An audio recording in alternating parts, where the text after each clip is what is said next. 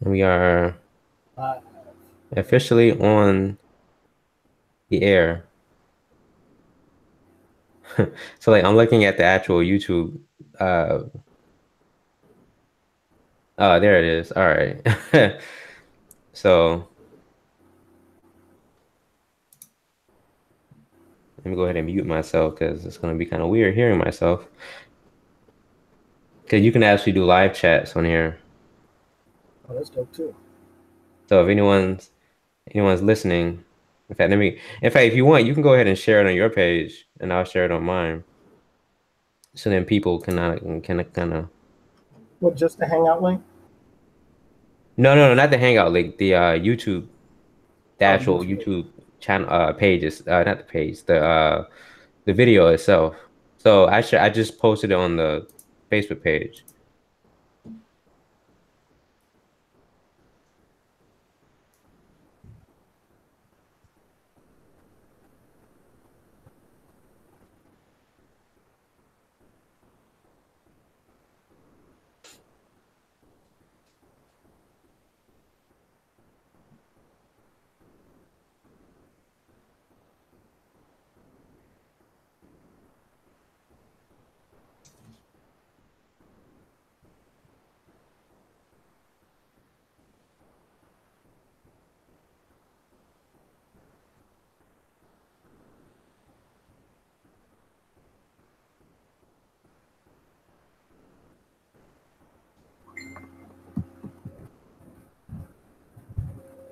I got it. Hold on for just a second.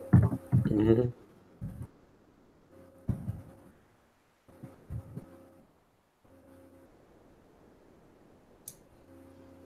All right.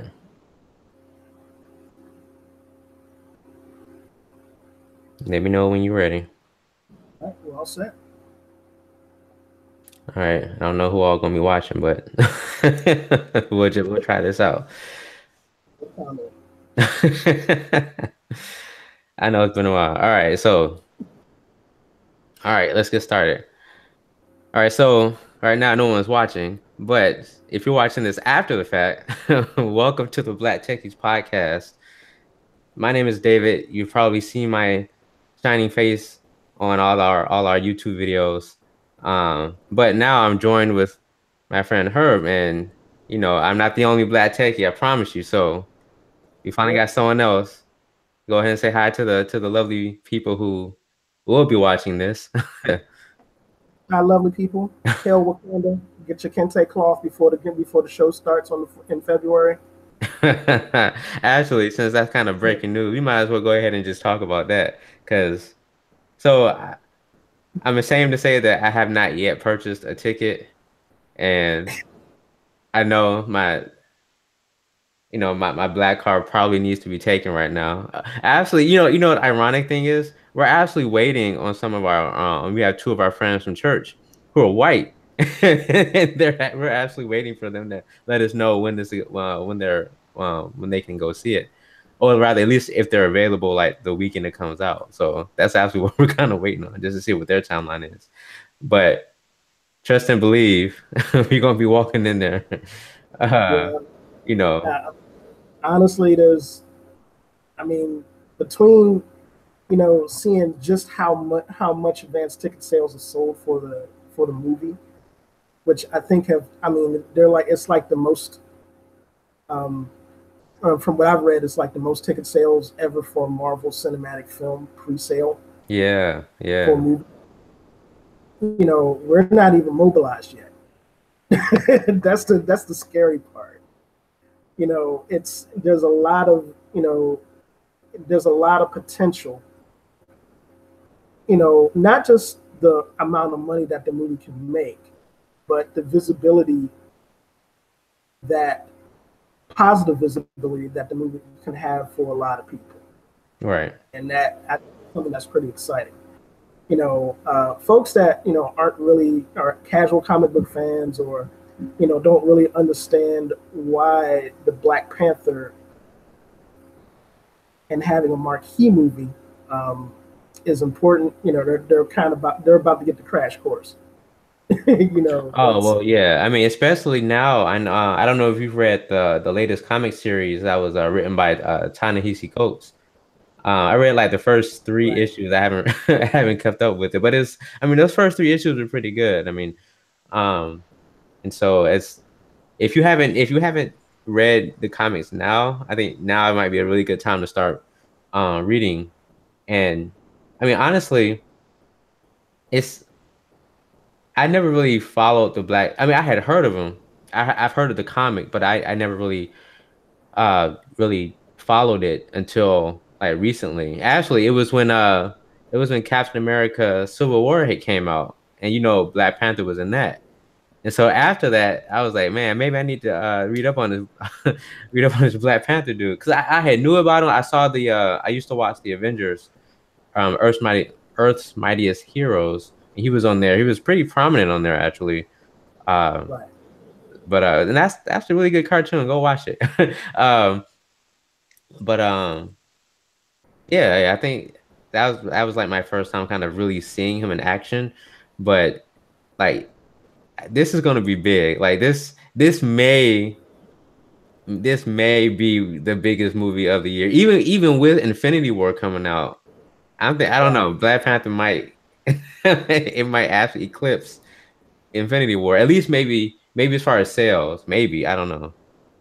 Well, I think the cool thing about the way where they're taking the Black Panther in terms of its story development is that it's they're being very true to what the backstory of the Black Panthers um, background is. Essentially, if you're familiar with the comics, you're familiar with Wakanda being a really isolated country, proudly independent, not worried about what the Western world's doing, and self-sufficient, which is like a real. I mean, you can already see it through the previews. It's a real strong theme in terms of, you know, self-determination, self-sufficiency. You know, it ties into a lot of the things that Black folks here talk about. At least in terms of positive things, in terms of what our community aspires to be. And seeing a movie like that and seeing just how it's going to play out on the screen, on the silver screen is I mean, it's a really cool thing.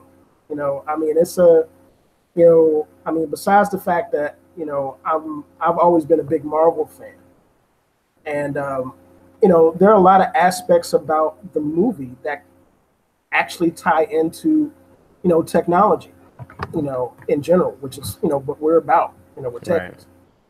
So, I mean, I know I posted a question on the on Facebook group earlier this week, referencing the Black Panther and just how futuristic of a society that it really appears to be in terms of its utilization of technology and how they go about integrating that technology for the betterment of their people. Right. And I posed a question in the group. Unfortunately, I don't think anybody. I was kind of tumbleweeds this week in the group. So Well, one person responded on because I shared it, and one person, uh, the guy who interviewed us a few months ago, right, he actually answered on my status, but well, yeah, he was kind of the only one. But maybe we should start an yeah, actual Facebook group um, instead of just a page. Um, yeah, I think that'd be a good idea. I actually thought about that. Then just invite like But everyone to join the group. Then that way we can kind of get a lot more conversation. But kind of to your point, uh, you I really like the way they show it's almost sort of like an anachronism where I think that's the right word where you have the technologically advanced part of Wakanda, but then they still use like a lot of tribal, like they still wear a lot of uh, um, tribal clothing and traditions and all that kind of stuff. They still kind of adhere to that, but on like, like they'll let's see, they'll have a traditional Wakandan dance or whatever, and then right after the dance, they'll get in their flying car and go and go home. It's like, wait, what? So Well, I think that's a very good point. And that I think that's a very good example of technology living side by side with culture, as opposed to in place of it. And I think a lot of times we can see some parallels in our own society, to the opposite. Like, for example, we look at social media and we look at, things that kind of make our lives more convenient in terms of technology. Um, but in some cases, in lieu of that, some of the things that we're culturally used to, whether it's, it could be something as small as reading certain types of books, or being able to do things, in a certain vein, where, that sort of social interaction has kind of been replaced by the technology. right. And one of the very interesting things that has always been there by the Black, about the Black Panther storyline is that there's always been a balance there. Whether it's been, Wakanda sitting on a mountain of vibranium and still having tribal fights to determine succession, Right, right. or the king, T'Challa, stream, seamlessly, walking into the Western world and picking up like nothing's ever happened, and then walking back into his own culture like nothing ever happened. You Right. know, those sorts of contrasts are what make the Black Panther, in my opinion, one of the best comics out there in terms of the Marvel universe, in terms of just overall storyline. In fact, that Ta-Nehisi Coates is doing it now. It's just like, man, it's crazy. And Uh, if you, I mean, You it's can't just really have a better writer. I mean, someone who's, in recent years has kind of been like the black intellectual when it comes to, speaking about racial issues and the advancement of the culture and stuff like that. So you have his perspective, and he's kind of injecting that uh that knowledge, or that viewpoint into the Black Panther comic, and it's making it, it's not necessarily changing the comic and like pulling it in totally different ways, but it's kind of allowing people to, it's kind of injecting kind of a modern social conscious, I guess, if you will, into the uh into the comic without, making it super, without changing a lot of things. So at least not, not not like I said, I haven't kept up with it, so I don't know that he might have killed off Shuri or something. I don't know, but I hope not. I think that's his sister. But uh, uh, but I mean, it's someone someone as prolific as Coates is probably the best guy you could get to write for it. exactly. But like I said, it's going to be really interesting to see, just what we see on on the first weekend of the Black Panther, just in terms of movie. Who's decked out in afros, who's got cotton. That's what I'm looking for. I want to go to it's one of those times I kind of wish I was in Atlanta right now. I want to go to like the theater like right in the middle of Atlanta, and I just want to just watch and see, how are these black folks coming in to this theater? Are they all wearing dashikis?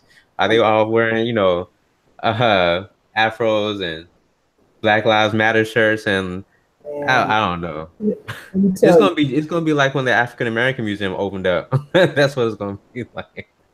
as a native Washingtonian, when that place opened up, I made a promise to myself uh, that I would eventually get to go see it. But you know, just the fact that it was just lines, you had waits of months, in advance in order to even get into the museum. It was crazy. And I Right. think, I don't think the Black Panther is going to be quite like that. because it's a movie. Hmm. But the fact of the matter is You that might a be lot of people are. surprised. I don't know. Well, I mean, well, yeah, yeah. You're not gonna be waiting months to see it, but I, I can almost bet you that it's gonna be hard to. You're gonna have to get that ticket fast, or you're gonna be watching it at like midnight. It's already hard. A lot of places in the DMV are already sold Right, right. out. And unless it's unless it's a really obscure theater with a small venue that has a certain type of clientele. Like I can see higher end theaters like for example in Bethesda there's a place called iPic that is like a dinner and that's like a dinner and a movie type of joint Hmm. where it's pretty selective. It's pretty steep, but it's a good experience whenever you go. I can see things like that still being open, but your random run of the mill places like AMC, like like United Artists Theater, stuff like that, they're going to be packed.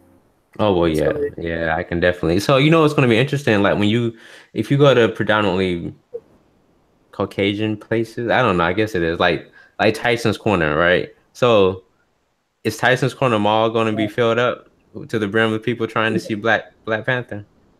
that's going to be packed, and I think that's the cool thing about the release of the movie because in my experiences and interactions with people, talking about the movie, there's going to be just as many white people that are going to be interested in seeing the movie as black folk. And I mean, to me, that's a good thing because a lot of times when we get things like that, there's always somebody's got a voice with some sort of negative connotation on the production or the movie or why is this like this or I mean you've kind of experienced it, and it's like this is one instance where the response for the movie has been so overwhelming that you haven't really seen that, and Right. that's a really cool thing, you know um, in the framework of what we normally talk about on the show. Technology wise, yeah, that's gonna be a cool movie. Just the fact that you got you got floating cars, Right. you got cats with vibranium claws and bulletproof suits. And so before we go on, just for that random person who might be watching or listening who's not really familiar with Black Panther. So the Black Panther is a comic book that primarily takes place in an African country called or a fictional African country called Wakanda. So Wakanda is kind of a closed off isolationist country where they were like the only African nation that was not conquered by Europeans. And so because of that, they were able to develop their technology much further than the outside world. So, they have stuff like flying cars and advanced AI and computers and all that kind of stuff. They have all of that advanced technology, even more than if you were to look at other technologically advanced people like Tony Stark, like Iron Man.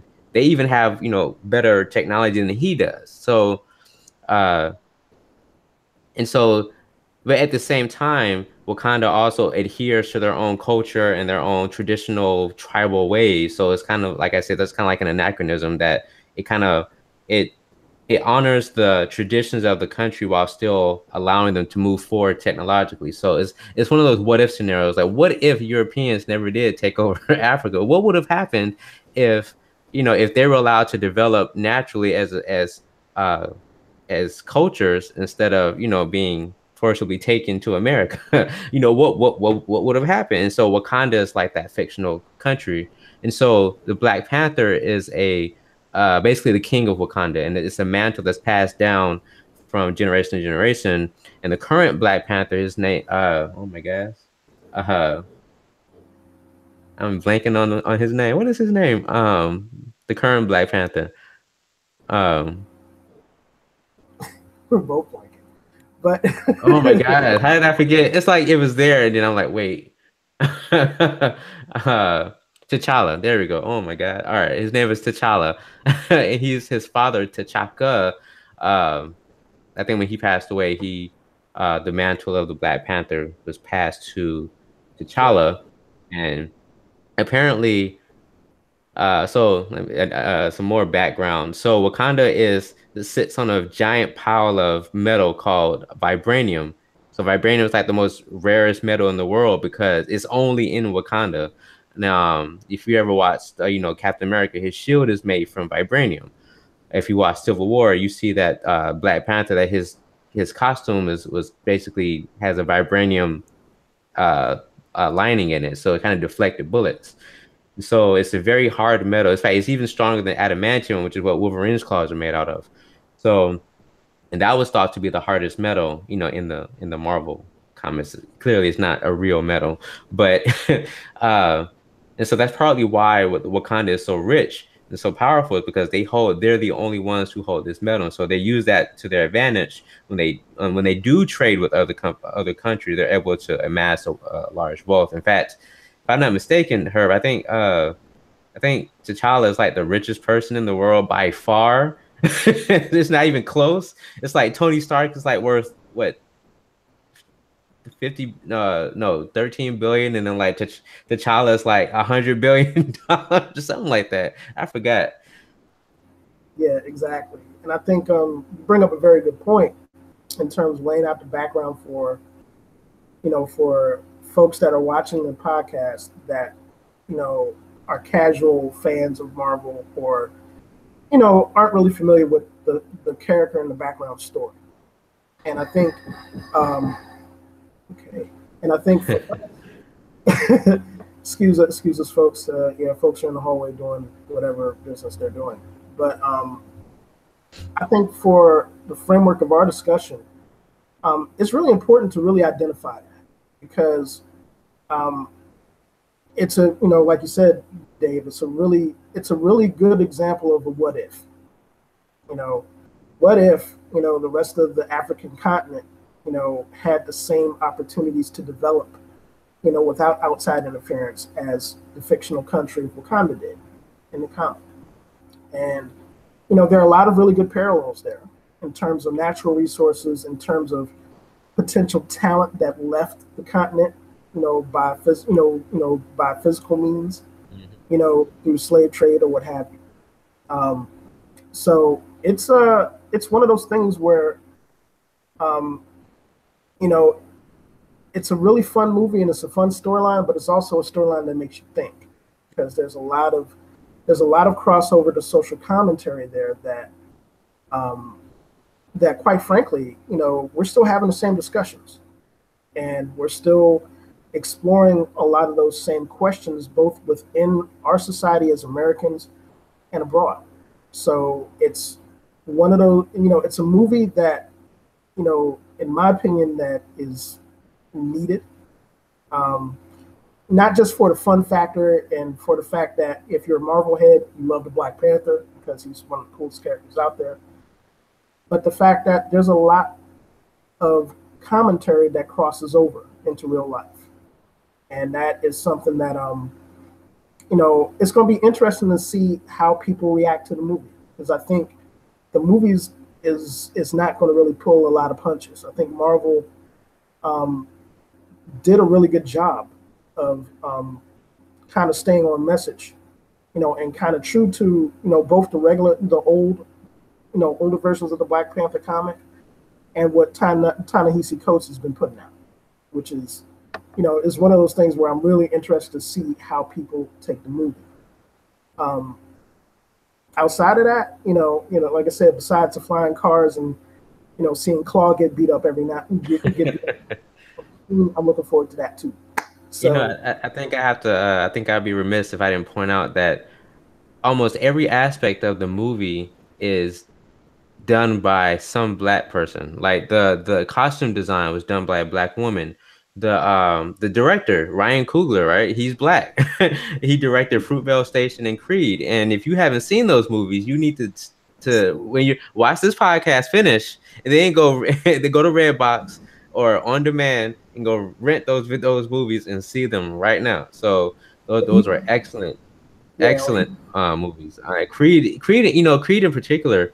Um, I wonder how skeptical people were of kind of making a movie that was kind of an offshoot of Rocky, but it's like in the same universe. Like how is he going to handle that, and is he going to do Rocky, justice and all that kind of stuff? And I mean, honestly, I think it did Rocky, and the character Apollo Creed. I think they did them really well.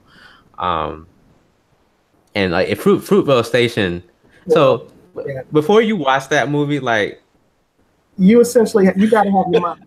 yeah, it's like watching Rosewood. Like you can't watch those movies unless you like get in the right mindset because it might make you mad. It might make you just want to punch the next white person you see. But Yeah, I mean, this is, like I said, man, movies like that, especially with with Fruitville Station and movies that have a direct correlation to what's going on today.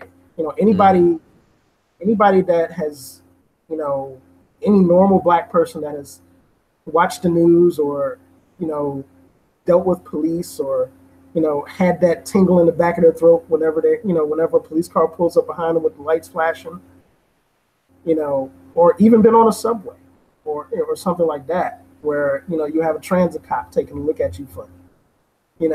It's that story and what happened with Oscar Grant and, you know, stories like it are pretty much the fabric of you know, what a lot of black folks, younger black folks, are seeing today.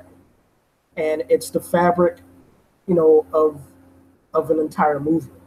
You know, movies like Fruitville Station, not to go off on a tangent, but movies like Fruitville Station, kind of, you know, they they serve their purpose, just like Rosewood did, just like A Time to Kill did. mhm. For a lot of our older generations, anybody that's seen A Time to Kill, Oh yeah. with Samuel Jackson Kirkin out in the courtroom, yeah, yeah, that's my like that too. But um, for I think the Black Panther can have the same type of impact, um, in another way, meaning that there aren't a lot of stories for us out there that are completely positive in terms of, you've got, the strong, central figure of authority that's black, that's benevolent, that's smarter than just about everybody else in the room, owns his own country. Right, right. Oh, they all. I didn't. I forgot to point that out. So, in addition to being fabulously wealthy, he's also basically a genius. So, so he's a genius billionaire king. Exactly. So I mean, that's like you're talking about black excellence. That's like the poster boy. Right. It's like the pinnacle. You can't really get get better than that. And again, I think that's, from a positive perspective, that's the type of imagery that, you know, um, folks have been, black folks in general, that are moviegoers have been begging for. You know, Hmm. I mean, there's not a caveat to it. There's not a catch. You know, where the person is somehow flawed in some way. This guy is he's a G. Hmm. To put it in layman's terms, he's a bad dude, and in pretty much every good way possible. So it's it's going to be interesting to see, just how it's received. I think we already got a general idea of how it's going to be received in the black community, Oh because we've yeah. already seen, people with the spears, looking for vibranium claws online. Hmm. Yeah, please don't look for you know, vibranium claws. They don't. It doesn't exist. You might find a nice replica, but don't expect to find any real vibranium. That's a made up metal for the comic books. hey, I mean, and it's funny because in this area already there are, people are using the opportunity for showings of the Black Panther to explore other things. Hmm. There are a couple theaters in this area that, um, have private screenings of the Black Panther set up and have discussions from everything from the real Black Panthers and the story of Huey Newton, to Black Lives Matter, to reason why Black Lives Matter exists. Hmm. I mean, a lot of those things are kind of diasparate in terms of their spectrum, as it relates to the movie. But I think people are kind of taking the positive momentum from that the movie's generated and trying to use it any way they can in order to get messages out that they feel they need to get out. And I think that's another really good, albeit unintended byproduct of the positive, the positive energy that the movie's presenting. Um, it's a, it's really going to be, like I said, it's going to be very interesting to see just what comes of the movie once it hits, once people see the movie, once people, get feedback from it. Is Rotten Tomatoes going to hate, or is Rotten Tomatoes going to be really good? That sort of stuff. No, So I mean, I'm not. I think I saw on Facebook they were like, if even if the movie was trash, people still gonna say it was the greatest movie ever. But just because of what it represents. No, I don't think it's gonna be a bad movie at all. I mean, Marvel has a really good track record of making pretty good, superhero movies. So I mean, they haven't really had a. I mean, it's opinion, but Marvel hasn't really had like a just a horrible movie. So I mean, I would say maybe Thor is probably the first one anyway. And maybe the second one. The first and second Thor were probably not the strongest, but they weren't bad. They weren't like you yeah. know trash or anything. So On the other hand, though, man, yeah, they don't have some clunkers. but I think, yeah, I think I think it's going to be a really strong movie. And like I said, for in the framework of what we normally talk about, it's going to be really cool coming back after seeing the movie and being able to explore what we see in it. right. Whether it's the technology that we see, whether it's the symbiotic relationship between technology and culture that we see, between the Wakandan civilization and the technology that they developed over a long period of time. And it's going to be very interesting to see how the outside world tries to react to, what Wakanda is or what they represent to the rest of the world. That's going to be some really cool stuff, and it's going to generate a lot of really good discussion. I'm Uh, hoping that I mean, it seems to be kind of I guess I want to say a renaissance. I mean, we're starting to see a lot more uh black superheroes finally kind of getting the limelight. I mean, you had Luke Cage was it last year or the year before? Um yeah, Luke Cage. Now I think like the second half of Luke Cage wasn't as good as the first half, but that's my opinion on that. But the first half when you had I'm just Cottonmouth, excellent. yeah, He's one of the best villains ever. But yeah, the last half of Diamondback, yeah. But but I mean, you got Luke Cage, you have Black Lightning coming out on the CW next week, I think. I'm yeah, definitely gonna check that out. So you got Black Lightning, Black yeah, Panther. Uh, I mean, yeah. There's a recurring theme here. I'm just yeah, saying. right. So, You know, but, yeah. Uh, just to kind of piggyback off of that, Luke Cage was, to me, Luke Cage was really cool. Although I'll never look at coffee the same way yeah, ever I don't again. think anyone's gonna get coffee the same way. Coffee, just that, the regular cup of Joe, going to get that's just out the window. There's Uh, a just I mean I guess it's not really that much of a spoiler during the Defenders series like Jessica Jones she was talking to Luke Cage she was like maybe we can go out for coffee one day and so like what it means right. but in the back of your mind you're like wait a minute isn't he going out with Claire what you trying to do Jessica Jones but What part of the game is that? Um, but I think this is a good segue into the next part of the show, um, which I think everybody that's been following the news and lives, plays, communicates on the internet, is aware of what came down with net neutrality. And Needless to say, the decision making in terms of legislation for it suck. The people uh, that are interested in really keeping a free and open internet, for people that really value that thing, and for people that do not like the idea of ISPs and other service providers not having a standard to be held accountable to in terms of what they could potentially do with the restrictions that have been lifted in terms of that. So, um, one thing that we've noticed already, once people have kind of gotten a whiff of what that exactly means or what it could potentially mean, there's been a lot of pushback for it against the legislation, and some states have actually kind of taken it upon themselves to introduce legislation within their own states to set their own standards for ISPs,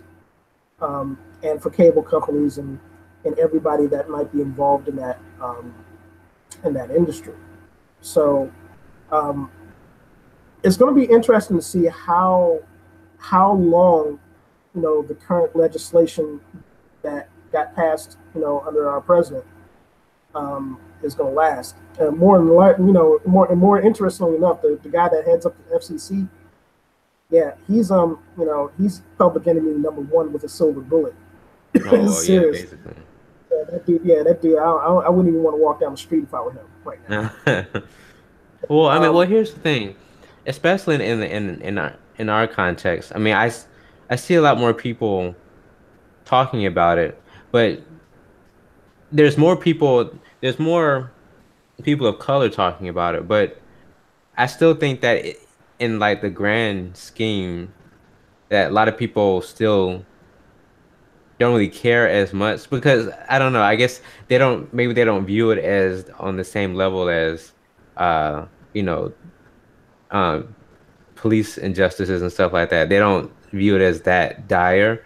yeah. So, and I don't know. I've seen some people say, well, why don't they fix that first and why before we worry about net neutrality and stuff like that. So, I mean, I guess maybe it takes maybe it takes a black-owned ISP or something or media company to get throttled or something for people to realize, okay, maybe we just do something. Well, I think you're on the right track there. And also, just to kind of piggyback on that, a lot of folks um, still don't really get just how impactful that could potentially be. Essentially, what that is net neutrality has essentially lifted whatever accountability or restrictions that the federal government has placed in terms of ISPs not doing a lot of the things that we don't want them to do. Like, for example, let's say Comcast has a problem with Hulu for streaming X, Y, and Z shows too much that cuts into their business. So what they could do is prioritize, their bandwidth for that application for anybody that uses their service, or they can cut that bandwidth back. And um, the fact of the matter is that even though most ISPs and cable companies have already come out and say, well, we don't intend to do this or we don't intend to do that. At the end of the day, profit kind of trumps a lot of that stuff. Well, let me And ask you. Let me play somewhat of a angel's advocate since I never advocate for the devil. So let's say you have Comcast and maybe they throttle Netflix, and so you're trying to watch Netflix, but it's going off slow and it's buffering because Comcast is slowing it down. But are you most likely you're not gonna blame your ISP. You're probably gonna blame Netflix actually. Well, maybe I don't know, but here's the thing: if that happens, do you think that? I mean, do you even think ISPs would really do that if there was enough public backlash? Because even if they could do it, if they realize that the backlash is going to negatively impact their profits, that the threat of the market.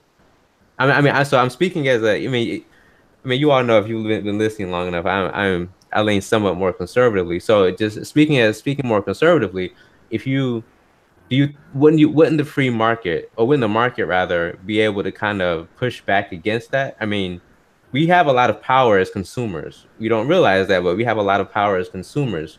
And I mean, we've demonstrated that in several, even with the whole issue with the H&M model with the little boy with the green hoodie on.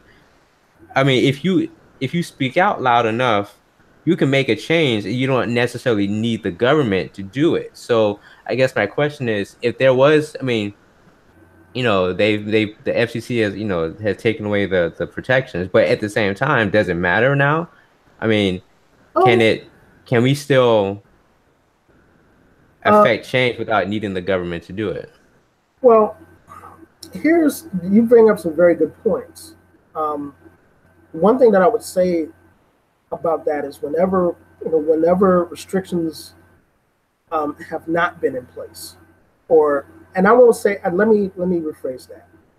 I don't want to necessarily say restrictions, but guidelines, federal guidelines. You know, not necessarily things that, okay, if you don't do what we say, the government's going to come in and shut down your towers and rip out your fiber, and that's it. You're out of business. It doesn't work like that. But you know, whenever we've seen that type of model with ISPs or cable companies, and they've had an opportunity to jack up prices and in the name of profit, or to cut back on services, or to cut corners in the name of profit, it's happened. Whether it's been Comcast, whether it's been Verizon, with absolutely crappy customer service, and charging a nickel and dime for every piece of bandwidth that you have or don't have. Even though they've gotten a little bit better in terms of capping, bandwidth if you don't have a cable package, for example. Mm-hmm. They're the only ISP outside of Layer Three. Yay, Layer Three! I like those guys. Um, That are now owned by T-Mobile. so I don't know how long that's going to last. That's what I'm saying. Well, actually, before you go on, that's actually really good. Uh, so T-Mobile has been pretty influential in the wireless market, as you probably know. I mean, Right. when T-Mobile started their whole uncarrier thing and started, offering unlimited plans and just basically, at least on the surface, being a much better carrier than the big guys, and that resulted in one, a lot of people have subscribed to T-Mobile because they might not have still had the largest network, although now they're actually getting pretty good. But one, they do have one of the fastest networks, I think, and their services are generally pretty good. Now you can make the argument that the fact that they zero rate a lot of the content, Yeah. like you can get Hulu and Netflix and Spotify, you can stream all that without hitting your data on T-Mobile. But some people would say that's in violation of net neutrality. So See, and that's the kind of again, to kind of provide another caveat to that. That's I think that's the pitfall of not having those types of guidelines in place, because if net neutrality wasn't in place, for example with T-Mobile, those guys would be like, oh, okay, we can get away with this without any customer pushback. Oh, let's go ahead and try it. And I mean, we've seen it, and like I said, we've seen instances where you know ISPs and cable companies could have been really, really benevolent to the consumer, and they chose not to. Like a good example of this is, when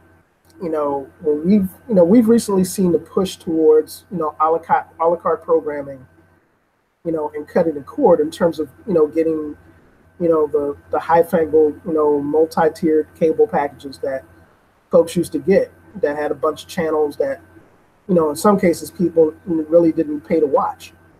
Mhm. So once that started becoming a thing, and streaming became a thing, Comcast, Cox, there are a handful of others in this area by themselves that kind of got wise to. It's like, hey, we're losing money. Okay, we got to figure out how to get this money back. Oh, data caps. There we go. So Comcast and Cox were, I believe, the very first in this region to start capping data at like I think 2 GB a month, and for people that were streaming or didn't have a bundle package. Uh, and that is to me that's like all right, it's sour grapes to me because it's like okay, well, if you don't want people to do that, how about being able to tailor your cable packages so people can select what they want to select, without having to overprice or to force a person to take a service that they may not want. Right. I think Uh, that actually that whole thing. So when I was at my our previous residence, we had Cox, and so technically there was a 300 what was it 300 GB uh limit, but they didn't enforce it. right. But just the fact that there's a cap there, it's like wait, because all right, and businesses are smart. They know that the world is going streaming, that a lot of things is going streaming, so that's going to use more bandwidth. So how can we monetize that increase in bandwidth? So let's put data caps there, so we can charge people like they do cell phones. Yeah. Uh, You no, know, go ahead. I think, yeah, I think that's the general idea. That and you're right. I mean, I think folks, like I said, I think folks kind of, that were in these business positions say, hey, wait a minute, we're losing money here. How do we recoup this money? And it's like, oh, okay, we got an idea. Oh, let's cap the data, and it would be one thing you know, if they cap data, but, on the other hand, they made, the services that they had, more flexible for the consumer. That would be a good balance. You wouldn't have people complaining about capped data, in regards to cutting the cord. If they could look at their cable package and say, okay, I want HBO, ESPN, and all the basic channels, and that's it. And I don't want to pay extra for it. That's kind of what, to kind of get back to the topic of net neutrality. That's kind of, you know, the type of thing that, lifting those types of guidelines, you know, it could have a detrimental effect in terms of giving customers options Right. with both, cable companies, ISPs, and everybody else that wants to provide that service. So, the question that we have to really ask ourselves at the end of the day when it comes to, how important net neutrality is, you know, it's crazy, but it's kind of the same question that we ask, law enforcement when we see things that are amiss or we see things that don't, call into consideration the accountability of the policies or the organizations that we question. Do we trust these entities to police themselves? You know, do we trust these entities to be on the up and up as it pertains to the consumer? And do we trust them to do right by the consumer, when it comes right down to it? But see, And that's where it's kind of incumbent on the consumer then to say, hey, you're doing these practices. If not, then we're not. We're going to go to somewhere. We're going to go to somewhere else. Now, granted, one of the problems with net neutrality, not one of the problem, one of the issues in the whole net neutrality debate is the fact that in many places you're only limited to one ISP. Like, in fact, when I said I had Cox, that was it. I mean, okay, technically I switched to layer three, but they technically rolled on top of Cox. So, but but so it's like that was really the only ISP I had. I mean, if you live in an apartment, a lot of times they make deals with the local ISP, and that's all you have. And so if they're doing something shady, what are you going to do about it? You can't do anything. You literally can't. It's not like you could just move, at least not easily. And so, uh, and I think that's the real kicker. When you don't have that framework in place, it would be one thing if those large ISPs weren't large ISPs. If the landscape had more competition in it already before you lifted those restrictions or those guidelines, then you could say that in a general area. Let's say instead of just Cox, you got Cox, Layer 3, Comcast, Xfinity, Google, Fiber, and whomever else. Um, in that general area, hunting for competition, hunting for customers in competition. Then if an ISP steps out of line and they do something really shady according to the customer's like, okay, forget this, I'll go to the next ISP.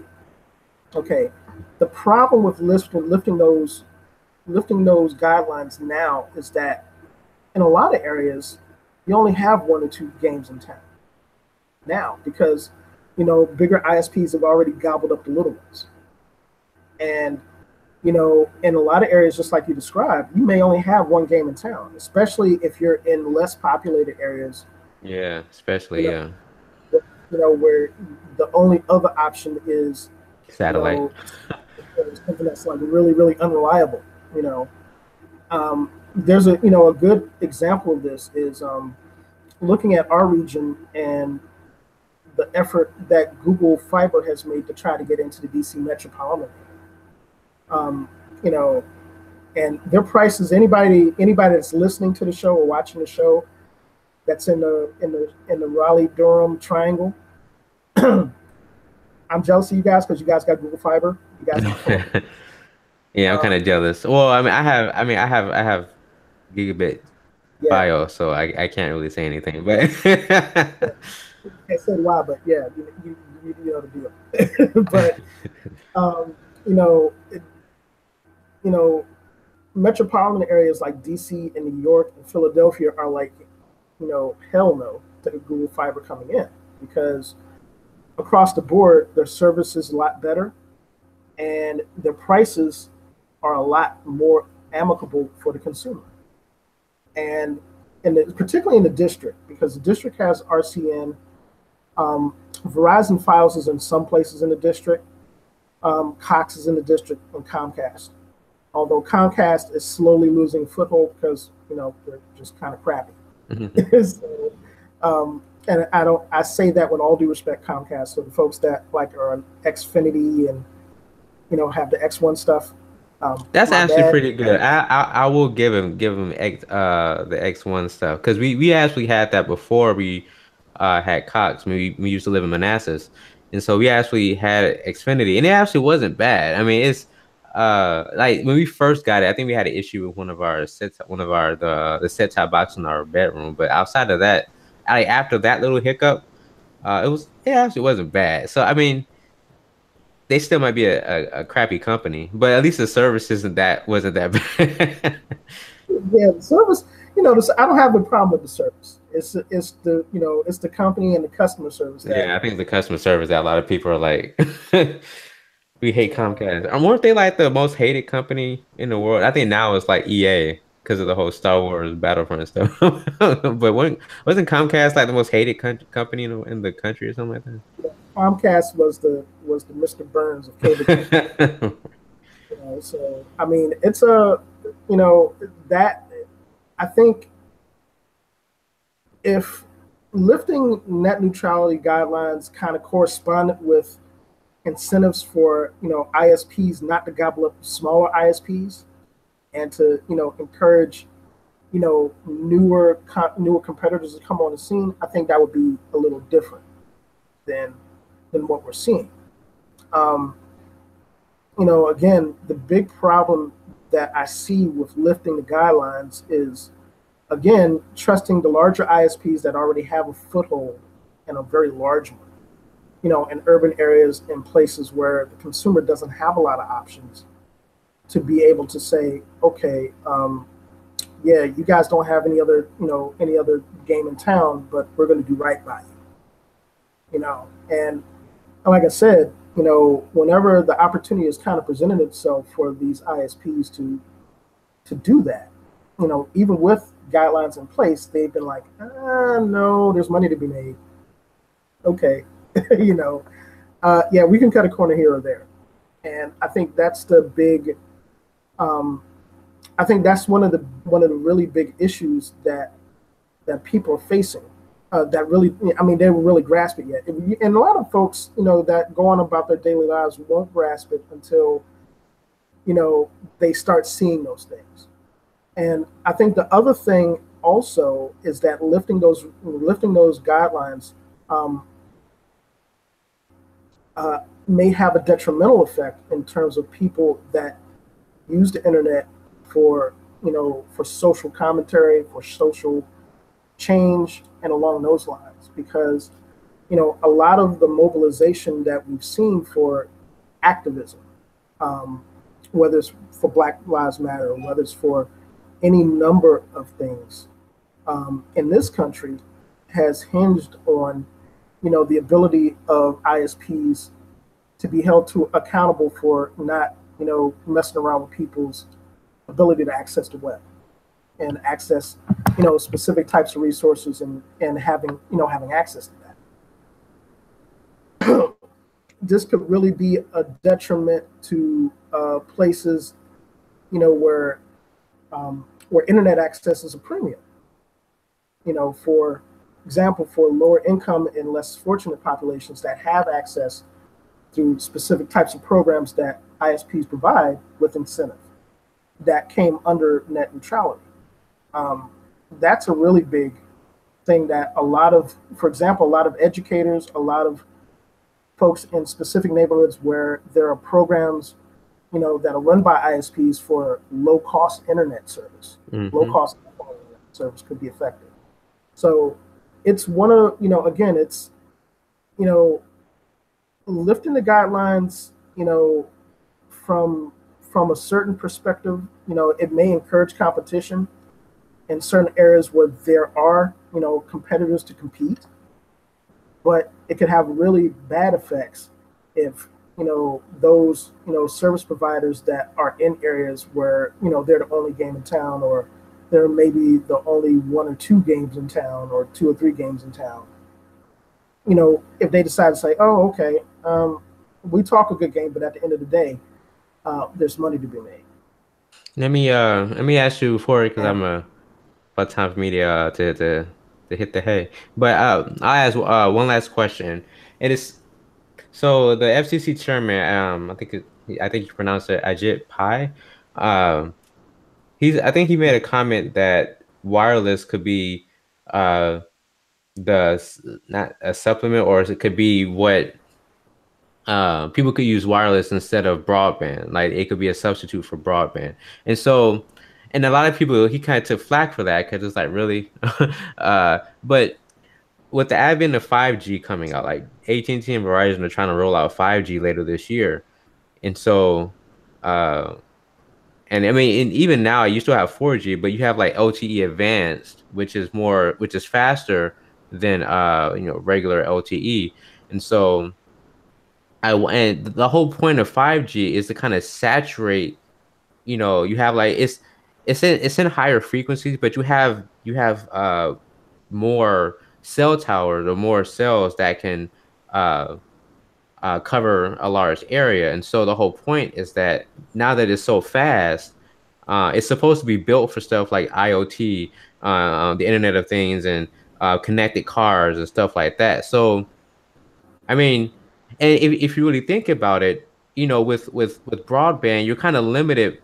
I mean, one of the reasons why Google Fiber couldn't really penetrate a lot of areas because the local ISPs own those poles, and they own the underlying infrastructure. So it's like they unless Google was willing to build its own physical infrastructure, which is very expensive, it couldn't really get into that market. But wireless is different because it's wireless. I mean, you can't you can't own the air. And so like right now we have competition with T-Mobile, Verizon, AT&T, and Sprint.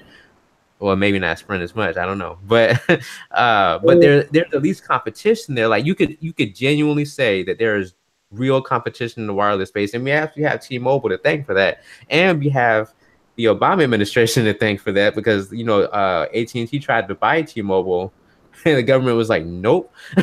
So thanks, Obama. yeah, And I actually mean that because just if as a side note, if we miss, AT&T would have go we miss ahead. we miss you, President Obama. I know we see you chilling on the beach, and please come back at some point, please. Please. I was telling another friend, I was like, at this point, I think even some conservatives miss Obama. At least he was presidential.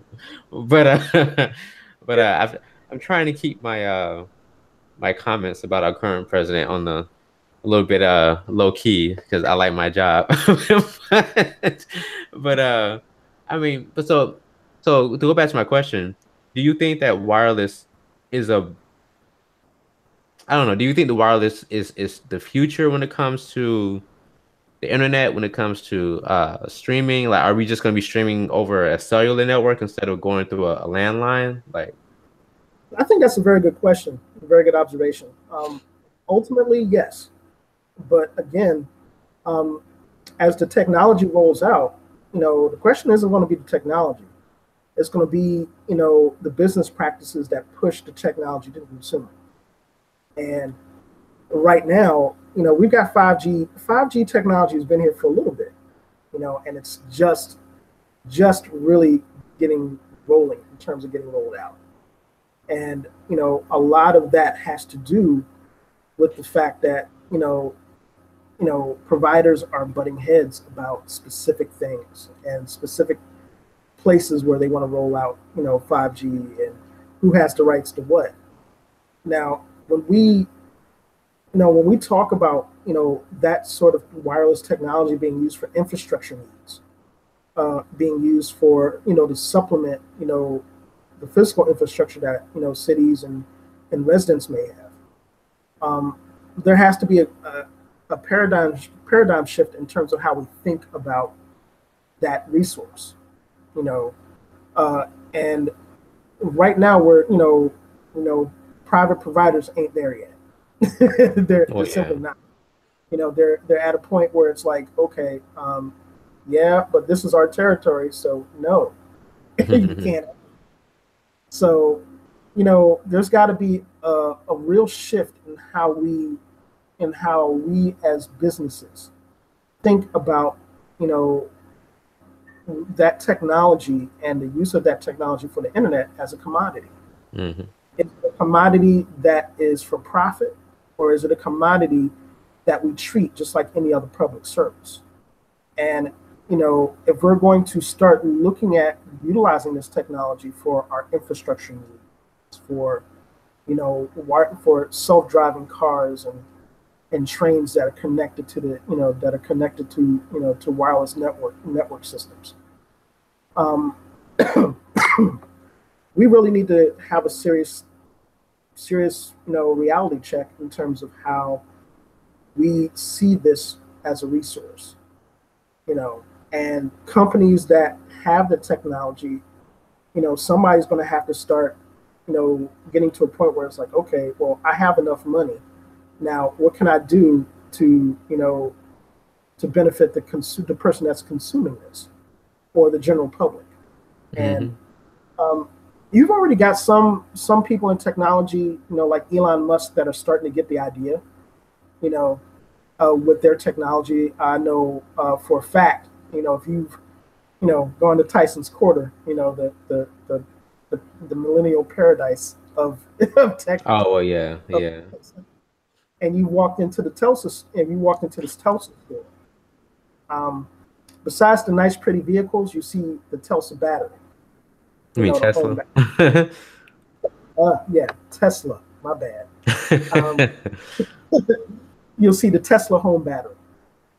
The home battery, from a cost effectiveness standpoint, if you can afford it right now, obviously,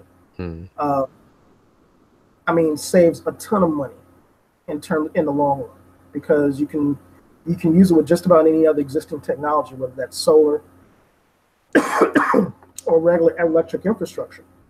Now, what Elon Musk is starting to kind of understand is that he can still make money, but he can make that technology affordable for everybody. And, we're starting to see that a little bit in terms of his vehicles, a little bit, just a teensy bit. Mm-hmm. It's going to take a real big shift in thinking from, people that are on the forefront of that type of technology for that to really have an impact. So excuse me. Um, it's going to be interesting to see how that plays out. You know, whether that's for 5G wireless technology, for um, for new ways to use the internet.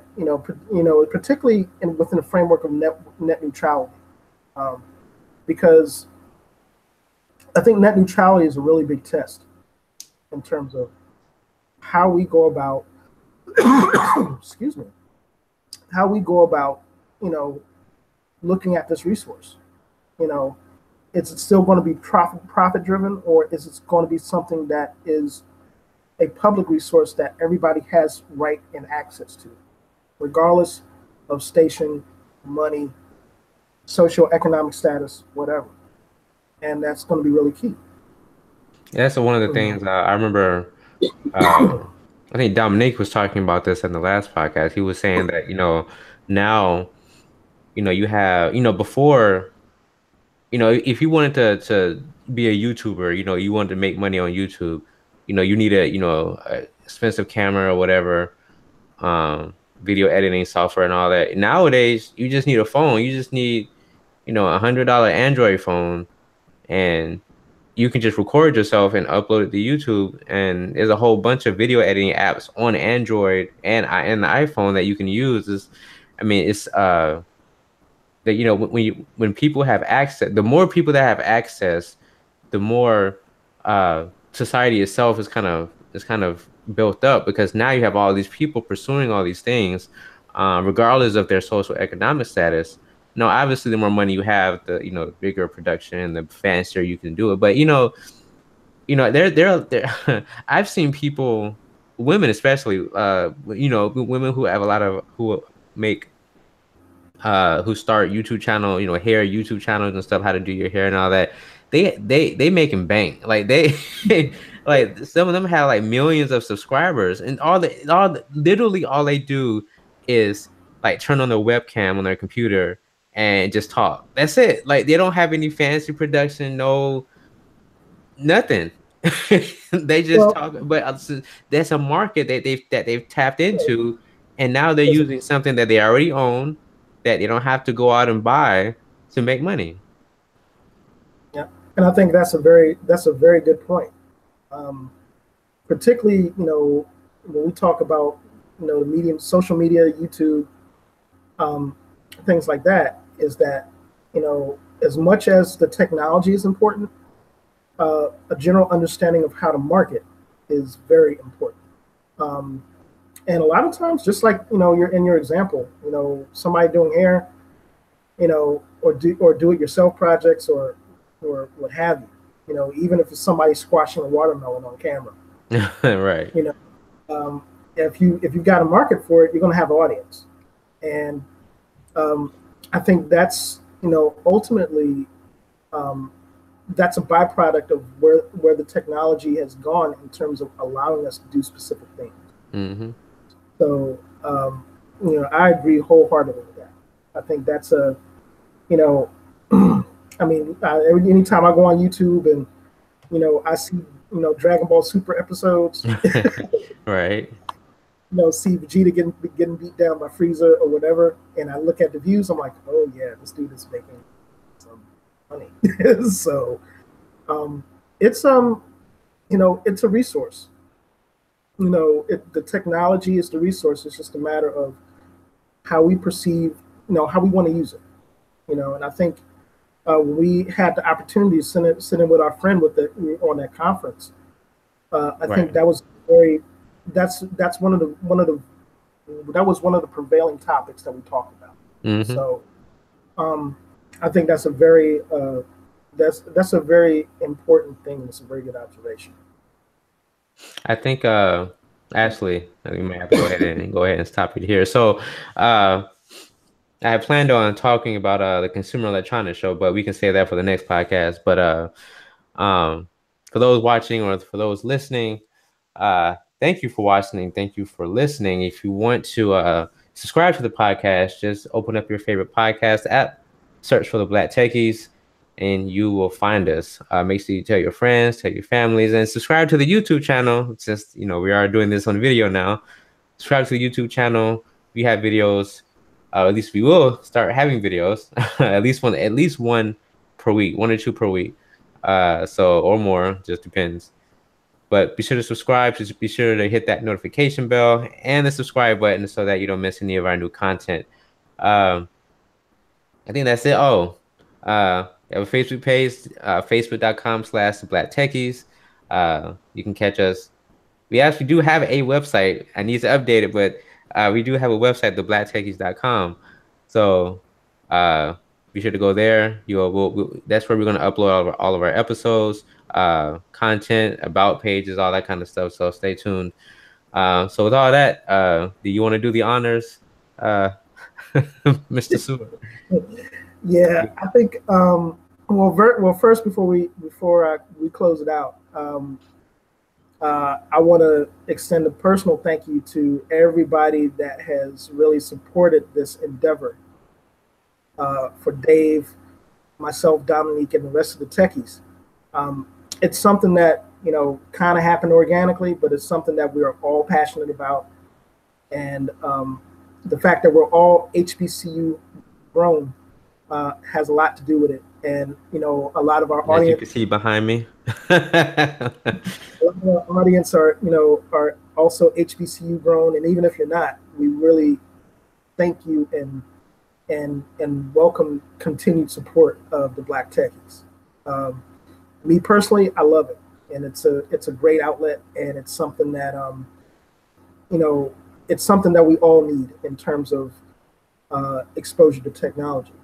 Um, Also, with that being said, I want to just say shout out to everybody that is out right now at Walmart or Target, looking for spare kente cloth or claws or or or floating cars that they're going to imagine floating in before the movie.